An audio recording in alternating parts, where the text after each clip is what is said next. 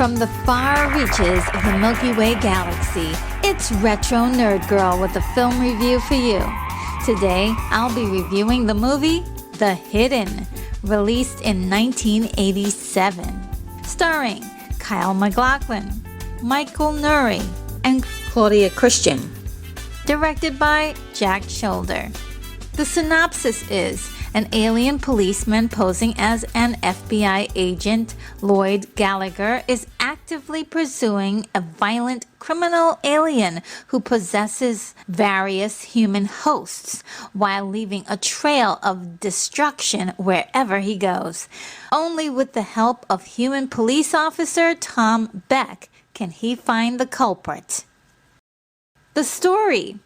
American screenwriter and director Jim Koof wrote the screenplay, influenced by the news reporting of random acts of violence by otherwise law-abiding citizens. He was most famous for writing the screenplays for Class with David Greenwalt in 1983, Stakeout in 1987, and much later in 1998, Rush Hour with Ross LaManna. This was when he was getting into writing more crime action films with a buddy cop theme, which was growing in popularity at the time.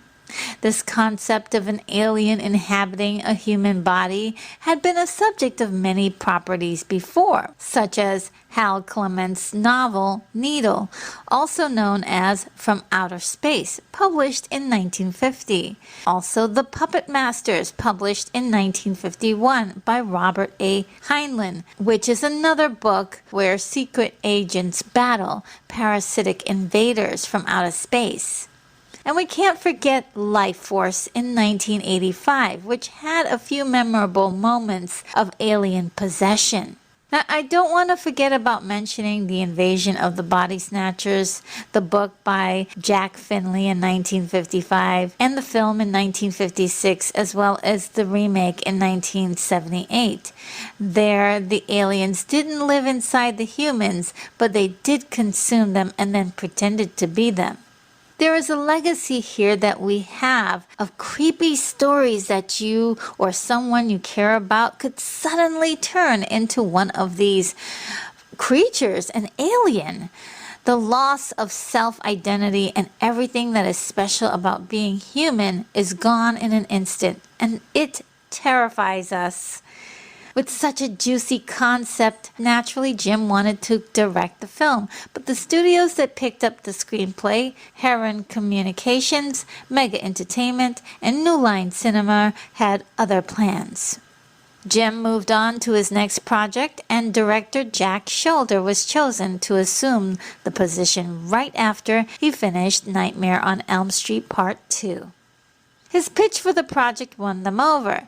Jack said that he was attracted to the project because of the script's potential to be more than just an action film, as it was originally intended. He added more nuances around the theme that he wanted to do, which was, what does it actually mean to be human? And it's that theme that actually allows the audience to find some grounding in spite of the film's cyclone of action and surprising dark comedy. Within is a story with heart and legs to grow with the imagination. The pacing. At an hour and 37 minutes, it's great, short and sweet. How did these films in the 1980s do it? It's a cohesive story with lots of action and detail stuffed to the gills and given some time to breathe between. For me, the pacing is as good as it gets for a story like this. Now the challenge. There is a lot of information that's in the movie, but I've gone a little bit above and beyond by watching the second installment of the story provided by the sequel, The Hidden 2, in 1995, that had a release on the Sci-Fi Channel and then went direct to video. And you can say that I suffered so you don't have to. Now, according to the canon of this particular storyline, the alien menace is called Ralphus. Yes, he has a name, so that's what I'm going to be calling him for the rest of this review. The other alien that is hunting him down is not really given an origin name.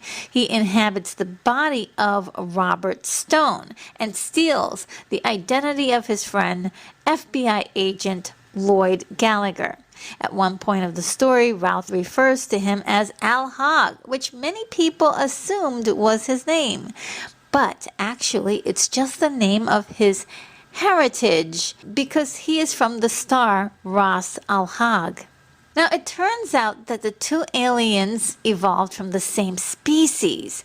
Gallagher is from the species that evolved into light energy, which seems to have a higher kind of component of morality than their counterparts.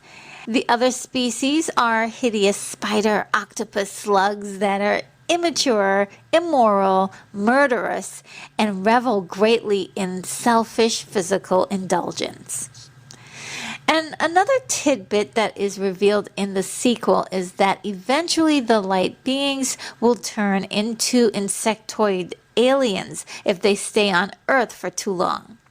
The first time we see the evil alien Ralphus, he is taken over the body of Jack DeVries, an upstanding stockbroker who has been possessed for 2 weeks. Prior to the start of the film's events, he's murdered 12 people, 6 with a butcher knife, 2 of them were children. He wounded 23 people, he stole 6 cars, robbed 8 banks, 6 supermarkets, 4 jewelry stores, and a candy shop. Now, that's a lot of crime. And it turns out that this particular alien, if he sees something that he likes, he takes it. If there's any resistance, he kills. There's no rhyme or reason to it or a master plan at all. He just randomly wants something and he just doesn't care who he hurts to get it. It could be something shiny, something red, music, cars, whatever, it doesn't matter. Once he decides he's going after something, the audience gets a glimpse of a Terminator-like vibe that you can see of a relentless, destructive force aggressively pursuing what it wants. The film's opening visually displays this character's cold-blooded demeanor towards the human race. When I saw this for the first time, I thought Ralphus was just randomly shooting people at the bank he was robbing. However, after rewatching, I could actually see that he clearly knows the procedure of the bank and only shoots the security employees that are transferring money to another location. It's very thought out and very well planned. So it shows that he knows how money works on Earth. And knowing that, why does he still commit petty theft? It makes this character so rotten because he's robbing the bank for the thrill of it. It's the money is still part of it, but the thrill is much stronger, and he's incredibly tied into the thrill of the moment of committing this crime of stealing and killing. And he's not a smart, sophisticated, evil character that hides, lays low, and plays the game just right to sneak away and enjoy the spoils of his efforts. He's a brute, primal creature that has very little forethought, if at all any. Once he steals the money from the bank, he drives wildly down the street and is easily spotted by the police. He's not too worried, though. The human police are not really a threat to Ralphus. While inside a host, he can withstand multiple gunshots and a considerable amount of damage. When the host's body is all used up, Ralphus must find a new host, and that ability really makes him able to escape capture. I think this is brilliant from a writing perspective because you have a character that can change their appearance and potentially never get caught. The damaged body of Jack DeVries is taken by the cops to the hospital where he is placed right next to a dying patient, Jonathan Miller. This is where the audience learns about this insectoid alien inhabiting DeVries as it enters Jonathan Miller, who dies during the process. So the transfer automatically kills the host.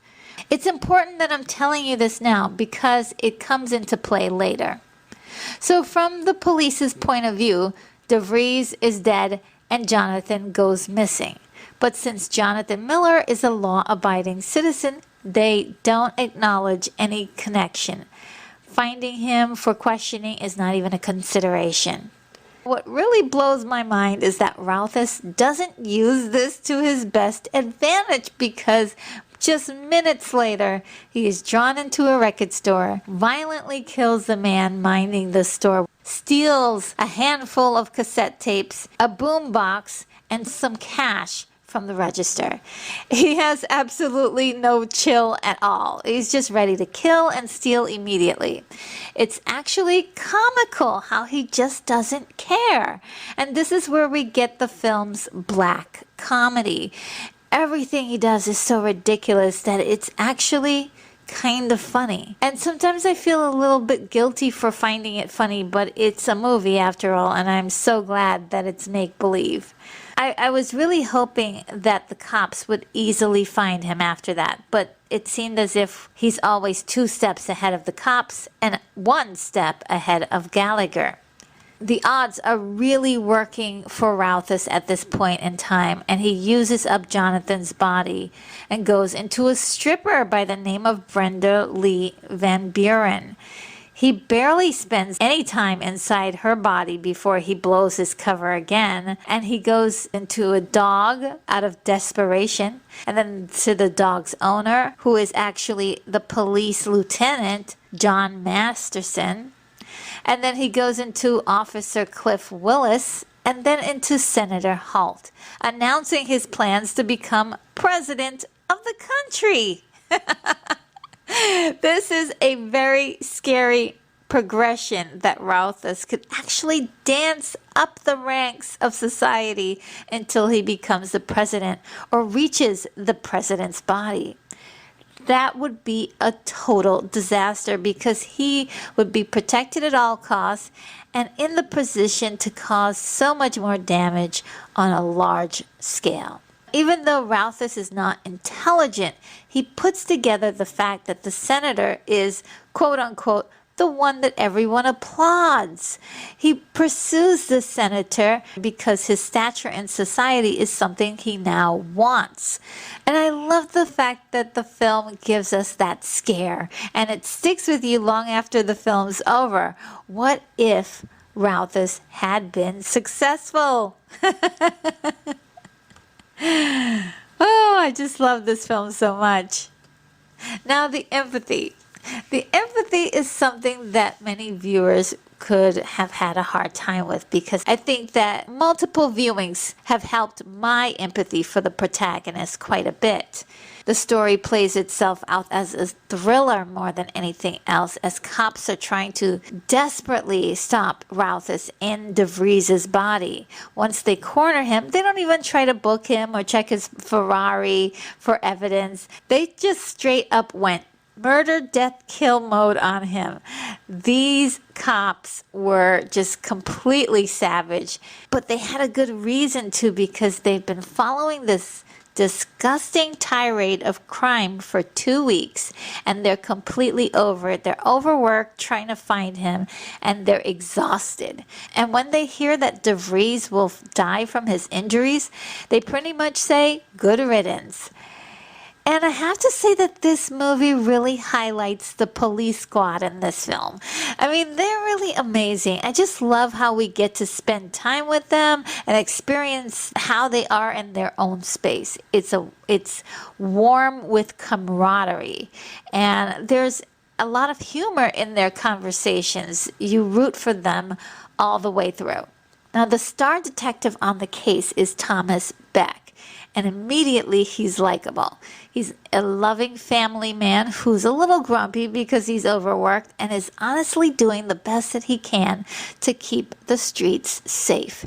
Just as the DeVries case wraps up, Gallagher's assigned to work with him on the case. And Beck is like scratching his head trying to figure out why DeVries is about to die, so this case is over. Little does he know that DeVries is inhabited by Routhes, who is jumping from body to body. And in order to pull him back into the case without confessing that Miller is now possessed by an alien, Gallagher lies to him and tells him that DeVries and Miller are working together in some kind of organized crime conspiracy. Gallagher is really trying to use as much finesse as he can. Even though that story is far-fetched, it's a lot better than actually telling him that aliens actually exist. From a story perspective, I thought that it was such a wise choice to make Gallagher an FBI agent because it was the perfect cover for him to get around undetected or undeterred. Gallagher is not immediately exposed as an alien, so the film takes its time to reveal his secret, and I really like that. However, we do get clues along the way. His demeanor is very stiff and robotic. There's also a very childlike innocence to him that is subtly woven in because he is still adjusting to existing inside of a human life form. I thought it was interesting how Gallagher's story mirrors both Routhes and Beck. He's like an intermediary between humans and this alien species. One of his attributes happens to be his confidence. He's almost fearless, which is a lot like Routhes.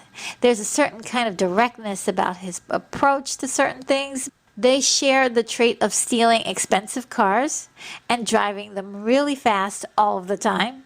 And by the way, these aliens are excellent drivers. Gallagher drives a very sleek Porsche, and in the beginning of the film, Routhes drove a black Ferrari, and I theorized that maybe on their planets, the vehicles there may have resembled Ferraris and Porsches, and that's why they select them to drive. Routhes and Gallagher are also fascinated by their human bodies and spend some time trying to observe them. The only real indication that they're different is that Gallagher is a lot sneakier about the way he does things, and he's not a raving lunatic killing every chance he gets. It is when Gallagher is invited to Beck's home, the audience gets a better sense of his alien nature, as he explains that the man that they're chasing has killed his wife and young daughter. This really strikes a chord because Beck also has a wife and daughter. Originally, Beck's family was not going to be part of any focus in the film, but Jack Shoulder added that, as well as Gallagher's child being killed by Routhes for more drama, and it worked excellently. Immediately you identify with Gallagher a little bit more, and you understand how important getting Routhes is to him. This new information seems to form a genuine bond between Beck and Gallagher. Gallagher shows that he eventually cares for Beck and his family, and you get to see that when unfortunately Beck is fatally shot. Gallagher tends to Beck immediately and even lies to him, saying that they quote-unquote got the bad guy just to ease his last few moments. Tragically, Beck doesn't recover. Now, the ending was very controversial because there are two ideas that may have happened.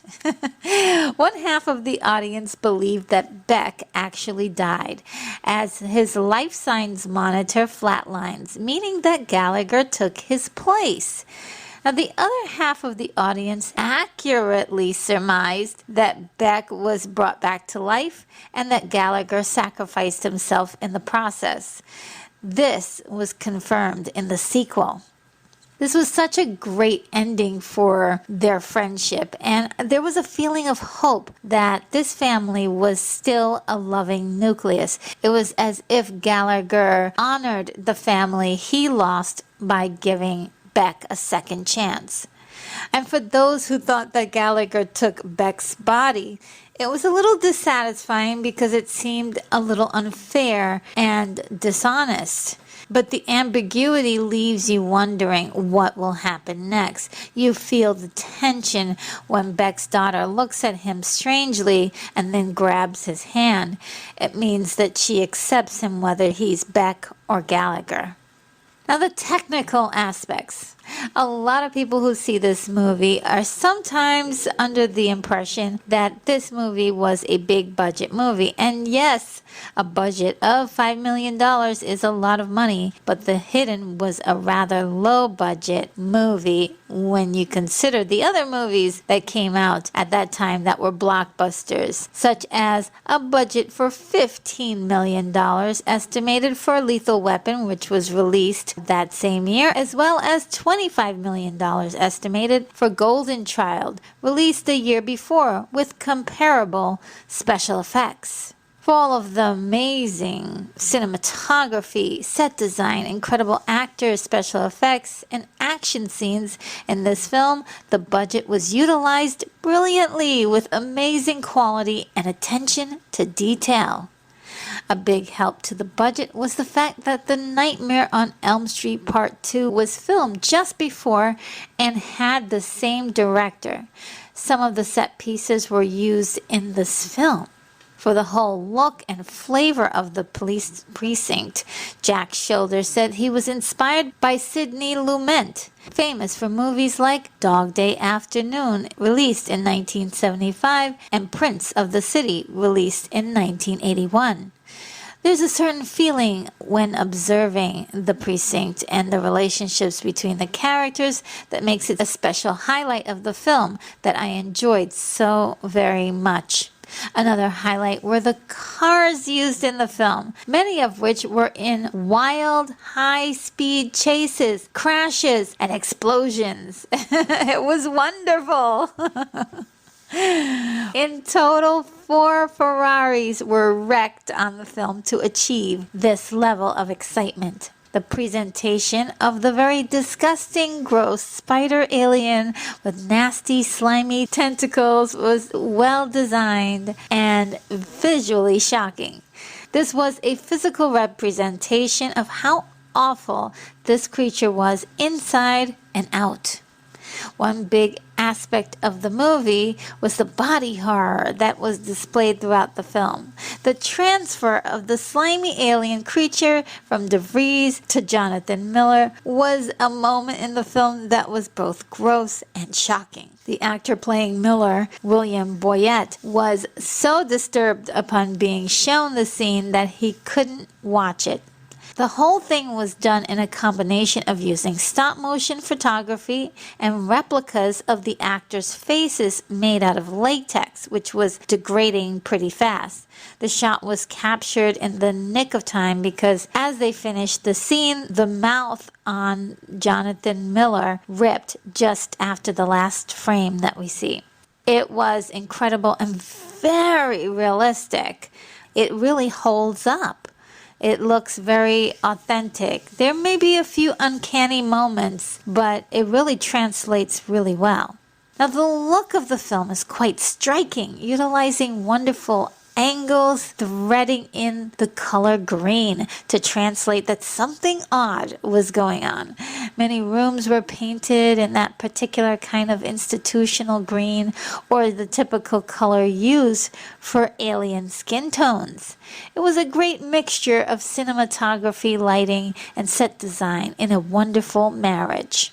There are so many ballistics that it was, I'm kind of a big fan of the old practical squibs. I feel like they look so realistic and believable. Now, I've heard many people refer to this movie as the poor man's Terminator. And part of the reason why is because of the score by Michael Convertino. It has a very abstract metal rhythm, which is so unsettling and creepy. I actually enjoyed it because I like that sound. It does remind me of the Terminator, but I don't mind it so much. Now, the soundtrack was another highlight of the movie. The songs weren't famous tracks, but they embodied the flavor of much more popular music at the time that the production could not afford to actually get with the budget. You can get the gist of what they were aiming for. This was not a movie with a lot of money behind it to get top-tier Billboard music, so they made do. Now, the performances. The performances are definitely where the film really shines most brightly. The actors were all incredible, and I can't help but feel that the direction had to be praised for keeping the actors playing the aliens' hosts in continuity with Ralphus's behavior. Chris Mulkey as Jack DeVries introduces us to the alien with a series of facial expressions. William Boyett as Jonathan Miller plays the alien with curiosity behind a cold gaze.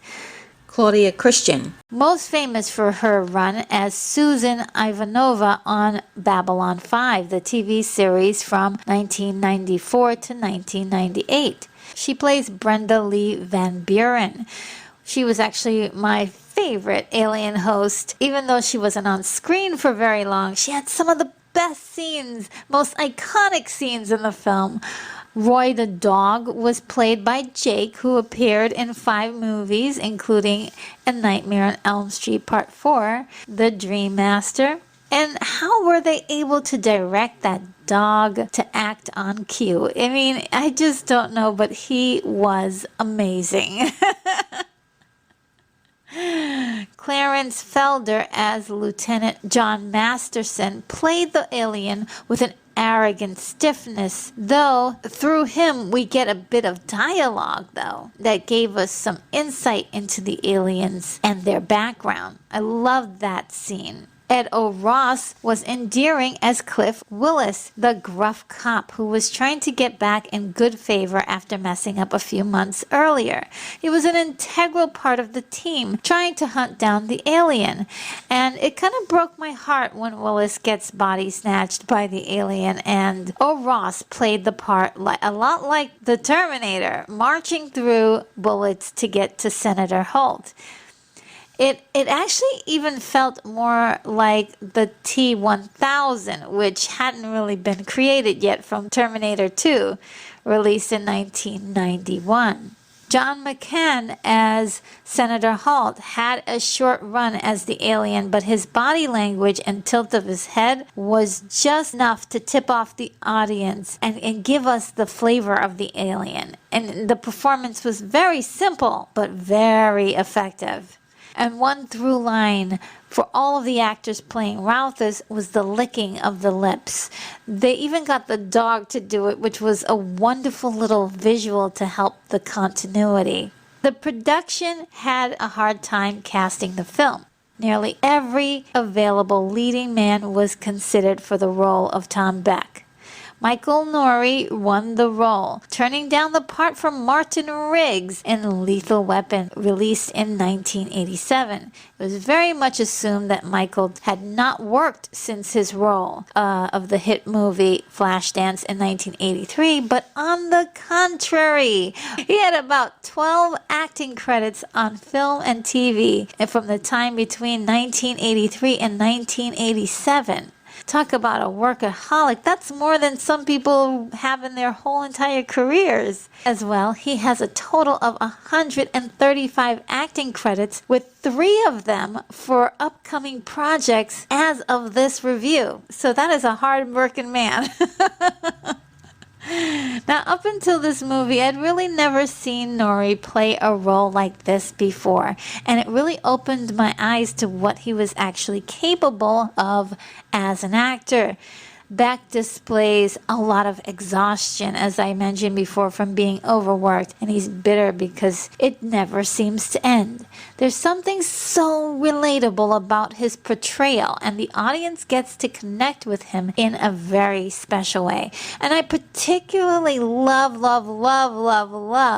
the reaction he had to Gallagher's confession that there were aliens, and he's like, say what? I mean, his reaction is exactly how I would react if somebody told me that they were an alien. It was wonderfully done. It puts a little smile on your face when you see that, his reaction. Now, the part of Gallagher was especially difficult to cast, and auditions with Michael Nouri were used to kind of pare things down, and they finally got to Kyle MacLachlan for the role. Both of the actors liked the script, and they really only agreed to do the film if the other was involved.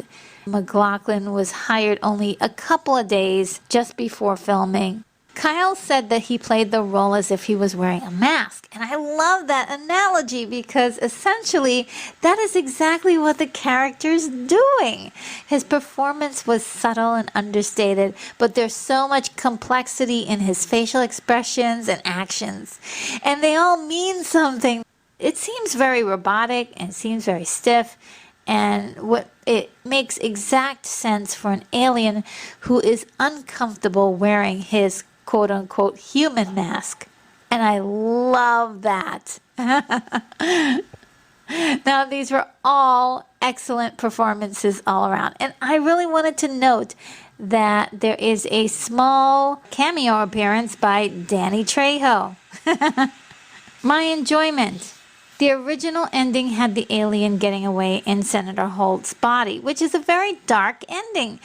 I could only imagine that in a few hours I could see that there would be news reports of Senator Holt going on a killing spree.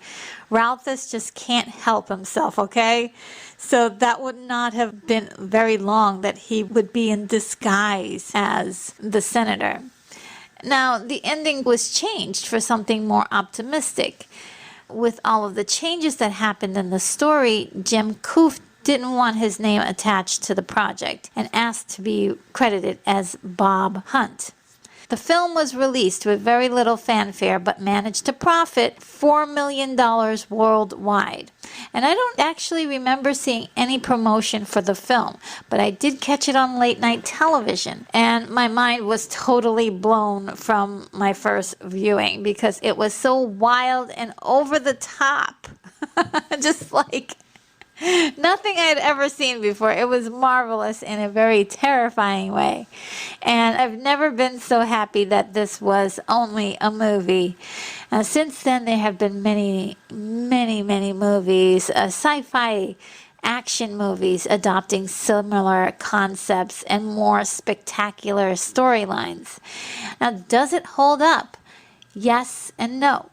It's very much a time capsule movie, giving the audience a heaping dose of 1987 with the clothes, the set design, the music, and even the way people spoke in the 1980s. And yes, watching the film, we have to remember that speech patterns changed just a little in each decade. And watching this film takes me back to the 1980s. Now, I usually don't like the idea of remakes because they usually go darker than the original concepts. And you can see this in like remakes of like Battlestar Galactica, Teen Wolf, Sabrina, the Teen Witch, and a couple other things. But I think this would be a great candidate for a remake of a series with modern technology because it's already dark, and the origins of the aliens would actually be a good thing to be explained in great detail. I can imagine actually seeing how the evolution of these alien species and why they need hosts. Prior to being on Earth, Gallagher and Ralphus were on another planet, which they inhabited the Alterians. And that's actually a nod to the movie The Forbidden Planet, released in 1956. So that's another set of events, and a series would really help to flesh all that out. As well, it could explore more detail into the question that Jack Shoulder really set up in this film, which is, what does it mean to be human? There are lots of wonderfully disturbing ideas. How many times have you read in the news that some seemingly normal person with no criminal record has gone and done something that was just heinous for absolutely no reason at all, and it just baffles the mind? Well, I mean, that's what makes this movie so creepy. You can just imagine that it could be real. It weaves its way into real life somehow. And I don't know, I just love this story. I love the action. It's a bombastic action thriller, big on physical indulgence, loud music, sexy cars, and hot girls with big guns. So 1980s. My rating is an 8.8. Well, that sums up my review. I hoped you liked it, and if you did, I've got over 100 of these videos, so go on ahead and browse the channel to see more reviews from me like this. Subscribe if you haven't done so already, and hit the bell icon to be the very first to be notified of my next video. This is Retro Nerd Girl signing off.